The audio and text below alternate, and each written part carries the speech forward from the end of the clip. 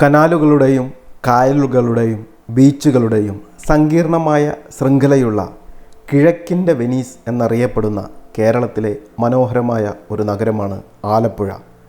ഒരു ജനപ്രിയ വിനോദസഞ്ചാര കേന്ദ്രമായ ആലപ്പുഴ കായലുകളുടെ മനോഹരമായ കാഴ്ചകൾക്കും ഹൗസ് ബോട്ട് ക്രൂയിസുകൾക്കും പേരുകേട്ടതുമാണ്.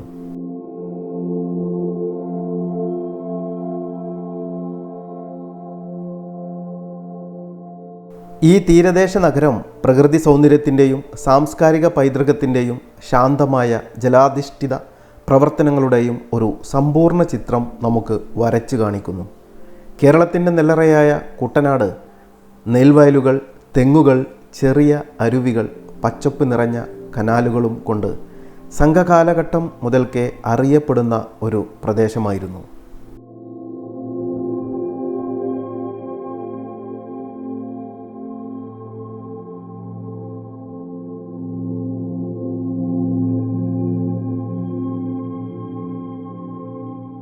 ഞാനിപ്പോൾ ഉള്ളത് ആലപ്പുഴയിലെ ബോട്ട് ജെട്ടിയിലാണ്. അതായത് KSRTC ബസ് സ്റ്റാൻഡിൻ്റെ കിഴക്ക് വശത്തായിട്ട് ഏകദേശം ഒരു ബസ് സ്റ്റാൻഡിൽ നിന്നും ഒരു 50 മീറ്റർ ദൂരത്തേക്ക് പോയിട്ടുണ്ട് എന്നുണ്ടെങ്കിൽ നമുക്ക് ഈ ബോട്ട് ജെട്ടിയിലെത്താം. കേരള സംസ്ഥാന ജലഗതാഗത വകുപ്പിൻ്റെ കീഴിൽ ഇവിടെ നിന്ന് നിരവധി ബോട്ട് സർവീസുകൾ ഈ കൃഷ്ണപുരം, കൈനകേരി, നെടുമുടി, കോട്ടയം, തകഴി, ചമ്പക്കുളം പോലുള്ള പ്രദേശങ്ങളിലേക്കൊക്കെ നിത്യേന നിരവധി സർവീസുകൾ ഇവിടെ നിന്ന് നടത്തുന്നുണ്ട്. ഇപ്പോൾ വന്നപ്പോൾ തന്നെ ഒരു ബോട്ട് തിരിക്കുന്ന കാഴ്ചയാണ് കാണുന്നത്. അങ്ങനെ ഇവിടെ നിന്ന് ഈ കൃഷ്ണപുരം എന്ന് പറയുന്ന ഭാഗത്തേക്ക് പോകുന്ന ഒരു ബോട്ടിൽ ഞാൻ കയറി. ഗവൺമെൻറ് സർവീസിൽ സാധാരണ ഈ ഗ്രാമപ്രദേശങ്ങളിലേക്കുള്ള ലോക്കൽ ബോട്ടുകൾ കൂടാതെ ഇവിടെ നിന്ന് ടൂറിസ്റ്റുകൾക്കായിട്ട് 2 സർവീസുകളുമുണ്ട്.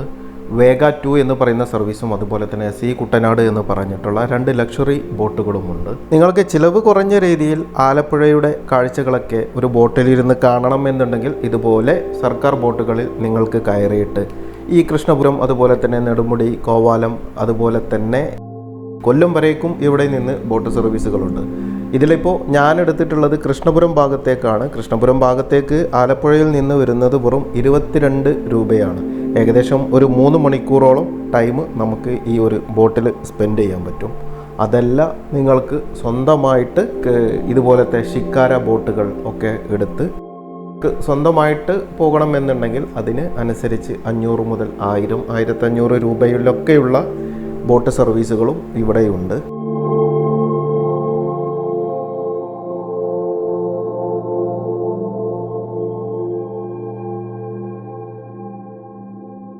പതിനാറ് 17 നൂറ്റാണ്ടുകളിൽ ഡച്ചുകാരും പോർച്ചുഗീസുകാരും ഉൾപ്പെടെ വിവിധ യൂറോപ്യൻ ശക്തികളുമായി സുഗന്ധദ്രവ്യങ്ങളുടെ വ്യാപാരത്തിനുള്ള ഒരു പ്രധാന കേന്ദ്രമായിരുന്നു ആലപ്പുഴ. രാജ കേശവദാസിൻ്റെ ഭരണകാലത്ത് നഗരത്തിൽ ഉടനീളം ഒരു തുറമുഖം നിർമ്മിക്കുകയും ഗതാഗതത്തിനായി കനാലുകൾ സ്ഥാപിക്കുകയും ചെയ്തു. 18ാം നൂറ്റാണ്ടിൻ്റെ അവസാനത്തിൽ ആലപ്പുഴ ബ്രിട്ടീഷ് ഭരണത്തിൻ്റെ കീഴിലായി. വാണിജ്യത്തിൻ്റെയും സംസ്കാരത്തിൻ്റെയും കേന്ദ്രം എന്ന നിലയിൽ അതിൻ്റെ പദവിക്ക് അതോടെ ക്ഷതം സംഭവിക്കുകയും ചെയ്തു. സമുദ്രനിരപ്പിന് താഴെ സ്ഥിതി ചെയ്യുന്ന ഈ സവിശേഷ പ്രദേശം മനോഹരമായ ഗ്രാമങ്ങളും വളഞ്ഞുപുളഞ്ഞ ജലപാതകളും ഇടകലർന്ന പച്ചപ്പി നിറഞ്ഞ നെൽവയലുകളുടെ ഒരു മൊസൈക്കാണ്. പരമ്പരാഗത രീതികൾ ഉപയോഗിച്ച് പലപ്പോഴും ജലനിരപ്പിന് താഴെയുള്ള കർഷകർ തങ്ങളുടെ വയലുകൾ പരിപാലിക്കുന്ന കാഴ്ച ഈ ഫലഭൂയിഷ്ഠമായ ഭൂമിയിൽ തലമുറകളെ നിലനിർത്തിയിട്ടുള്ള കാലാതീതമായ കാർഷിക രീതികളുടെ തെളിവാണ് നമുക്ക് കാണിച്ചു തരുന്നത്. ഭൂമിശാസ്ത്രപരമായ പ്രത്യേകതയാണ് കുട്ടനാടിനെ അസാധാരണമാക്കുന്നത്. സമുദ്രനിരപ്പിന് താഴെ സ്ഥിതി ചെയ്യുന്ന ലോകത്തിലെ ചുരുക്കം ചില സ്ഥലങ്ങളിൽ ഒന്നാണ് ആലപ്പുഴ. തിളങ്ങുന്ന കായലുകളുടെ ശൃംഖലയാൽ ചുറ്റപ്പെട്ട ഈ ആകർഷകമായ ഭൂപ്രദേശം കണ്ണെത്താ ദൂരത്തോളം വ്യാപിച്ചു കിടക്കുന്ന വിശാലമായ നെൽവയലുകളാൽ സവിശേഷതയാണ്. ഇവിടെ പരമ്പരാഗത കൃഷിരീതികൾ കാലത്തിൻ്റെ പരീക്ഷണത്തെ അതിജീവിച്ചു. വയലുകൾ പലപ്പോഴും വെള്ളത്തിൽ മുങ്ങിക്കിടക്കുന്നു. കർഷകൻ പോൾഡേഴ്സ് എന്നറിയപ്പെടുന്ന നികത്തിയ ഭൂമിയിൽ നെല്ല്, തെങ്ങ്, വാഴ, മറ്റ് വിളകൾ എന്നിവ വിദഗ്ധമായി കൃഷി ചെയ്യുന്നു.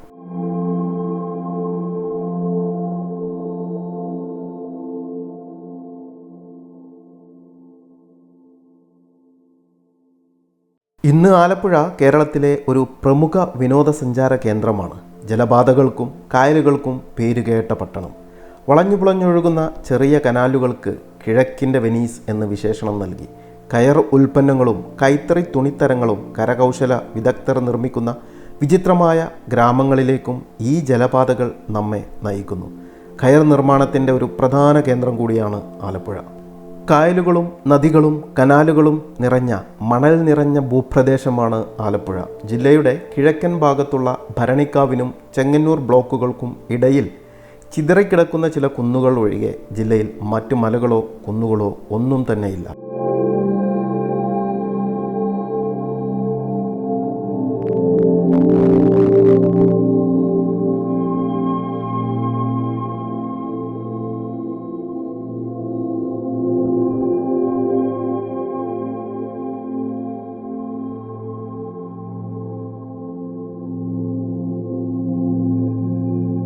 പഴയ കോട്ടയം, കൊല്ലം ജില്ലകളിൽ നിന്ന് വിഭജിച്ച് 1957 ഓഗസ്റ്റ് 17 ആലപ്പുഴ ജില്ല രൂപീകൃതമായി. തുടക്കത്തിൽ ചേർത്തല, അമ്പലപ്പുഴ, കുട്ടനാട്, ചെങ്ങന്നൂർ, കാർത്തികപ്പള്ളി, മാവേലിക്കര എന്നിങ്ങനെ 7 താലൂക്കുകൾ ഉൾപ്പെട്ടതായിരുന്നു ആലപ്പുഴ ജില്ല. വിശാലമായ എന്നർത്ഥം വരുന്ന ആലയം എന്ന പദവും പുഴ എന്ന പദവും ചേർന്നാണ് ആലപ്പുഴ എന്ന സ്ഥലപ്പേര് ഉണ്ടായത്. കായലുമായി ബന്ധിപ്പിക്കുന്ന കനാലുകൾ ഈ ആലപ്പുഴയുടെ പല ഭാഗങ്ങളിലൂടെയും പോകുന്നുണ്ട്. ഈ കനാലുകളിൽ ഒക്കെയും ഓരോ ഭാഗങ്ങളിലായി നമ്മുടെയൊക്കെ ഏരിയയിൽ ബസ് സ്റ്റോപ്പുകൾ ഉള്ളതുപോലെ തന്നെ ചെറിയ ചെറിയ ബോട്ട് ജെട്ടികളുണ്ട്. ഈ ബോട്ട് ജെട്ടികളിൽ ബോട്ട് നിർത്തി അതിലുള്ള ഒരു മരക്കഷ്ണത്തിൽ കയറുകൊണ്ട് തടഞ്ഞു നിർത്തിയാണ് ആളുകൾ ഇറങ്ങുന്നതും കയറുന്നതും. ഈ ഭാഗത്തെത്തിയപ്പോൾ കണ്ട കാഴ്ച വളരെ വിഷമിപ്പിക്കുന്നൊരു കാഴ്ചയാണ്. കനാലുകളൊക്കെ വളരെ വൃത്തിഹീനമായിട്ട്, ഈ കനാലുകളിലുള്ള പോളകളിലൊക്കെ നിറയെ മദ്യക്കുപ്പികളും അതുപോലെ തന്നെ പ്ലാസ്റ്റിക് ബോട്ടിലുകളും തെർമോക്കോളിൻ്റെ പീസുകളൊക്കെ ആയിട്ട് വളരെ വൃത്തിഹീനമായിട്ടാണ് കിടക്കുന്നത്. ഈ പോള ഈ കനാലുകളിലൂടെയുള്ള യാത്രയ്ക്ക് ചെറിയൊരു ഉണ്ടാക്കുന്ന രീതിയിൽ അത്രത്തോളം പരന്ന് കിടക്കുന്നുണ്ട്.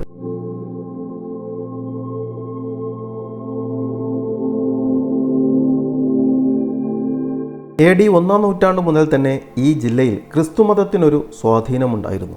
യേശുക്രിസ്തുവിൻ്റെ 12 ശിഷ്യന്മാരിൽ ഒരാളായ സെൻറ് തോമസ് സ്ഥാപിച്ച 7 പള്ളികളിൽ ഒന്നായിരുന്നു കൊക്കമംഗലത്തുള്ള പള്ളി. AD 52 ഇദ്ദേഹം തുറമുഖത്തെ മാലിയങ്കരയിൽ വന്നിറങ്ങി ദക്ഷിണേന്ത്യയിൽ ക്രിസ്തുമതം പ്രസംഗിച്ചു എന്നാണ് പൊതുവെ വിശ്വസിക്കപ്പെടുന്നത്.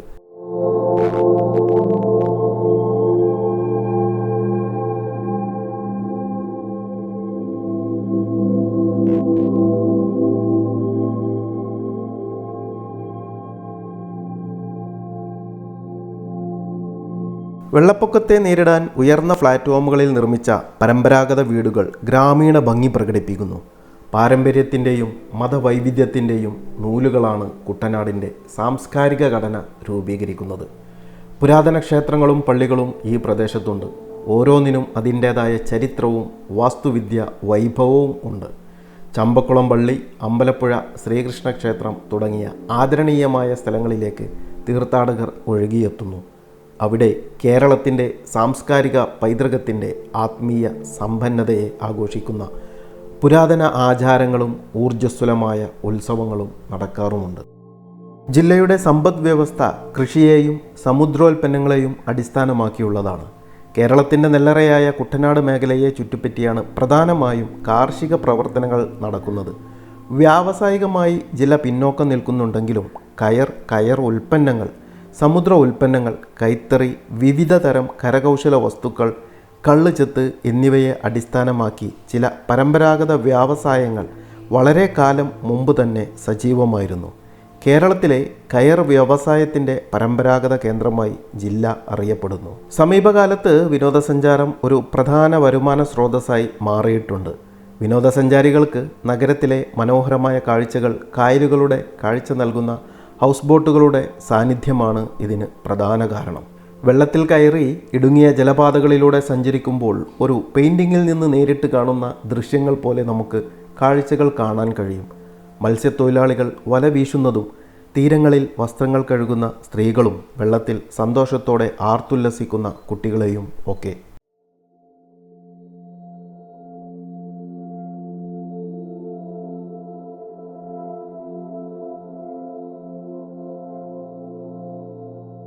കുട്ടനാടിൻ്റെ മറ്റൊരു പ്രത്യേകത ഇവിടുത്തെ ഭക്ഷണ രീതികളാണ്. പരമ്പരാഗത കേരള പാചക രീതികളാണ് ഇവിടെ നമ്മളെ വരവേൽക്കുന്നത്. കരിമീൻ പൊള്ളിച്ചത്, പ്രാദേശിക സുഗന്ധ വ്യഞ്ജനങ്ങളും തേങ്ങാപ്പാലും ചേർത്ത് കുട്ടനാടൻ താറാവ് കറിയൊക്കെ ഉദാഹരണങ്ങളാണ്. കുട്ടനാട് പാരമ്പര്യത്തിൽ മുഴുകിയിരിക്കുമ്പോൾ തുറന്ന കൈകളാൽ ആധുനികതയെ സ്വീകരിക്കാനുള്ള മനസ്സ് കാണിച്ചിട്ടുണ്ട്. ഇവിടുത്തെ ടൂറിസം സന്ദർശകരെ പ്രദേശത്തിൻ്റെ പ്രകൃതി സൗന്ദര്യവും സാംസ്കാരിക പൈതൃകവും ഉത്തരവാദിത്തത്തോടെ അനുഭവിച്ചറിയാൻ പ്രോത്സാഹിപ്പിക്കുന്നു. ആലപ്പുഴയിലെ ശാന്തമായ കായലിൽ ജീവിതത്തിൻ്റെ താളാത്മകമായ സ്പന്ദനം മിന്നുന്ന വള്ളവുമായി ഇഴചേർന്ന് ഹൃദയത്തെയും മനസ്സിനെയും ആകർഷിക്കുന്ന കാഴ്ചകൾ കണ്ടുകൊണ്ട് നീങ്ങുമ്പോഴും തലമുറകളായി കൈമാറ്റം ചെയ്യപ്പെട്ട മത്സ്യബന്ധനത്തിലൂടെയും മത്സ്യകൃഷി രീതികളിലൂടെയും ഉപജീവനമാർഗം നിലനിർത്തുന്ന മനുഷ്യരെയും നമുക്കിവിടെ കാണാൻ കഴിയും. കുട്ടനാടിൻ്റെ ബാക്കി കാഴ്ചകൾ അടുത്തൊരു വീഡിയോയിൽ നമുക്ക് കാണാം.